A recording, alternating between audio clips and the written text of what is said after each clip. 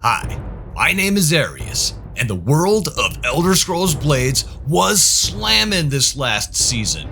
First off, if you haven't noticed, there has been an increase in downloads for the game, as well as plenty of new faces and names in the arena, which is great news for us. Because even though Bethesda is doing absolutely nothing to promote this game further, thanks to the efforts of you and our entire community, we are still keeping this game alive, and new players continue to level up and explore endgame content.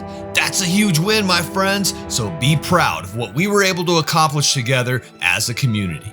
And speaking of our community, the Grand Guild vs. Guild event has also concluded. The winners of the incredible treasure packs that I'll be gifting will be announced a bit later, so be sure to stick around.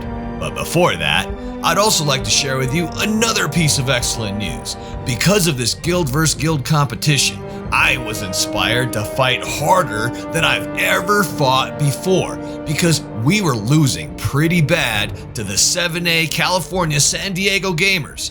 I had thought that picking up a Nintendo Switch would help, because controllers seemed easier to use than trying to use a mobile phone touchscreen. Unfortunately, there was so much muscle memory that needed to be retrained and so many mechanics that worked differently on mobile that I simply got crushed. Now, I'm not saying Switch is bad just yet. I'm just saying that going from mobile to Switch was a huge learning curve. In fact, when I started using the Switch, I was losing match after match after match and dropped over 400 cups. Ouch. I couldn't let my guild down, so I put the Switch away and picked up the mobile again and fought as hard as I possibly could. Dairyus was right there with me and wanted to get in on the action too, and with both of us pushing, we were able to fight our way into the top 100. That's right, my friends, although I wasn't able to crack Imperial Arena, I was finally able to make my way into the top 100. This was truly a momentous event. Never have I been able to finish the season among the top 100. And as it just so happened to be, the first time I finished in the top 100, I also managed to pick up my very first arena reward, a possible replacement to my helmet. Finally, a piece worthy of a true warrior, not made of Daedric armor, but the fine, powerful resilience of Dragonbone. I couldn't have been any happier, so I immediately ran it over to Severio, prayed to Shio that he wouldn't mess it up, and even baked him an apple tart hoping it would boost his enchanting prowess, but lo and behold, after years of chasing the Dragonbone version of my favorite helmet, Severio, as usual, lets me down. No doubles, no singles, nada. Just useless garbage, like always. Thanks, Severio. Here is a burrito that I picked up from the taco place down the joint. I figured you could probably use some lunch after all that hard enchanting. Little does he know that I laced that with X-Lax. Have fun with that diarrhea, jerk face. But no matter, that's not what I'm here to tell you. I'm actually here to share with you the build that I used to finally get into the top 100. I had to make a few changes to my playstyle, skills I used, as well as my equipment, but the changes paid off, and I was finally even able to beat players whom I was never able to beat before. So let's dive right into it. The first big change I made was with my chest piece. My last one was Peerless with resist spell and resist cleaving. I switched it out to a stamina piece that was made while I was making a previous video about using level 9 enchants instead of level 10. For more on that, check out the video in the top corner. Not only does it save you grand soul gems, it gives you some freedom to play around with different builds since they don't cost so much to make. I have a slashing resist secondary, which turns out to be pretty good since I didn't have that in my last one.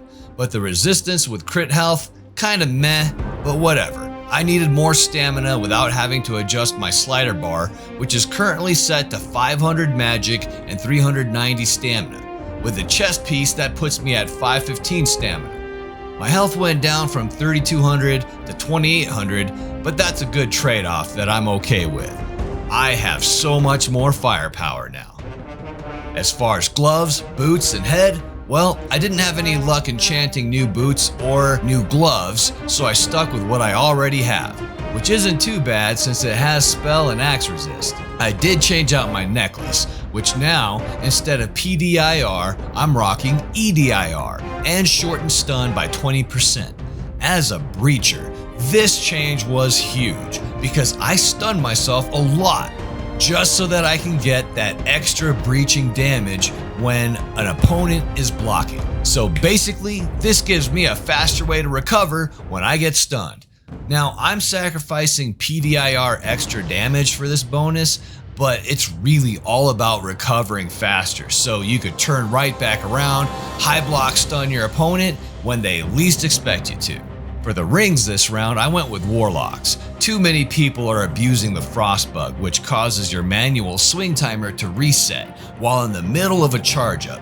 By being able to swing faster with the Warlock's ring, I can have a better chance to get the swing off before I get conditioned by my opponent and my swing is reset. Now, I do sacrifice PDIR damage as well as another good secondary like PDOC or EDIR. However, the trade-off is worth it to me. And finally, my last ring, a stamina enchanted ring with PDIR and PDOC and a +4 to my wall of fire. So if you were tracking my bonuses, here's what I'm stacking. 2 PDIR or physical damage ignores resistance, 1 EDOC or elemental damage on condition, 1 PDOC, increased physical damage on condition, and 1 EDIR, elemental damage ignores resistance. It's definitely not what I prefer, but it's the best that I have to work with.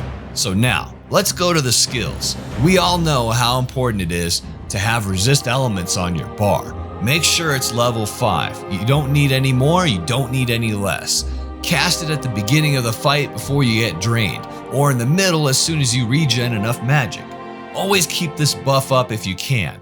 This is the reason why I run 500 magic. If I know I'm going to take a lot of damage, especially from elements, I'll cast this right away. Even if my opponent drains me, I still have enough to cast it without issues. Ward is what I'm currently using to defend against ice spikes and other hard-hitting spells, and it works fairly well. Absorb is another good one to use, but here's one of my biggest changes. Wall of Fire. Yup, that's right. It's back in my rotation, my friends, and I use it to go full offense. Having 515 stamina with 500 magic is real nice because it sets me up to be able to use resist elements at the start of the fight.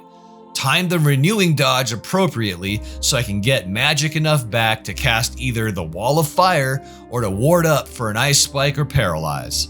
Once the wall is up, I should have enough stamina to either Skull Crusher or Guard Breaker for a good burst of damage. Now, here's a screenshot of my skill tree. Note that I have nothing in Healing Surge. That's because I don't have any reason to go back into PvE, at least not for now. If I do have to get grinding for materials again, I'll definitely put a few points back into it. So that's it.